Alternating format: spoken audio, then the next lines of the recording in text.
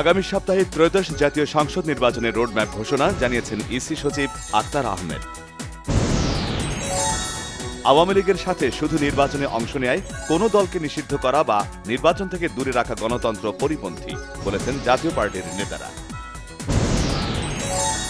সংস্কার কমিশনগুলোর আশু বাস্তবায়নযোগ্য সুপারিশগুলো দ্রুত বাস্তবায়নের নির্দেশ প্রধান উপদেষ্টা প্রফেসর মোহাম্মদ ইউনূসের।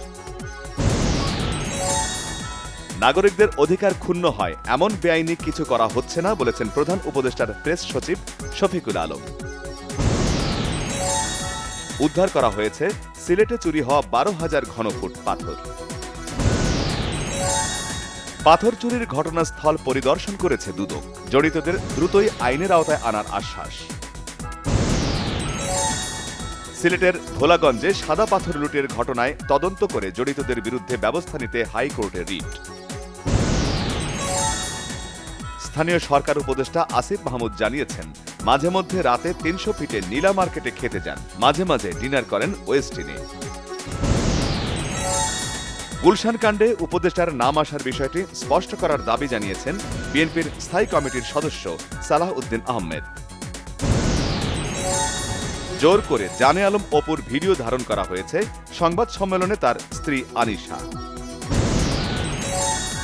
দেশের ভেতরে বাইরে সাধারণ মানুষের মধ্যে বিভ্রান্তি সৃষ্টি করছে ফ্যাসিবাদীরা, অভিযোগ শামসুজ্জামান দুদুর।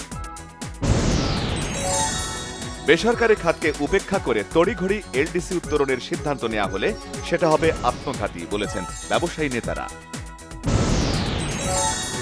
হজ যাত্রীদের বিমান ভাড়া কমানোর চেষ্টা চলছে, নিষ্ক্রিয় এজেন্সিগুলোকে বাদ দেওয়ার চিন্তা ভাবনা করছে সরকার, জানিয়েছেন ধর্ম উপদেষ্টা ডক্টর আ.ফ.ম. খালিদ হাসান। উজান থেকে নেমে আসা পাহাড়ি ঢলে তিস্তার পানি বিপদসীমার উপরে, বন্যার শঙ্কা। বকেয়া বেতন পরিশোধের দাবিতে আশুলিয়ায় পোশাক কারখানার শ্রমিকদের বিক্ষোভ আন্দোলন। ইউক্রেন যুদ্ধ বন্ধে রাশিয়ার সাথে মধ্যস্থতা আলোচনা ব্যর্থ হলে শান্তি পাবে ভারত, আরও বাড়তি শুল্কের আরোপের হুঁশিয়ারি মার্কিন রাজস্ব মন্ত্রীর। অধিকৃত পশ্চিম তীরে নতুন করে 3,000-এরও বেশি বসতি স্থাপনের প্রস্তাবে অনুমোদন দিয়েছেন ইসরায়েলের অর্থমন্ত্রী স্মোটরিচ। আবাহনী ও বসুন্ধরা কিংসের ফুটবলাররা ক্যাম্পে যোগ দিলেই শুরু হবে জাতীয় দলের অনুশীলন। টপ অ্যান্ড টি-20-র উদ্বোধনী ম্যাচে পাকিস্তানের কাছে হারল বাংলাদেশ। দীর্ঘ বিরতির পর রূপালী পর্দায় সাবেক প্রেমিক জুটি দেব ও শুভশ্রী। কৌশিক গাঙ্গুলির ধূমকেতু নিয়ে ভক্তদের তুমুল আগ্রহ।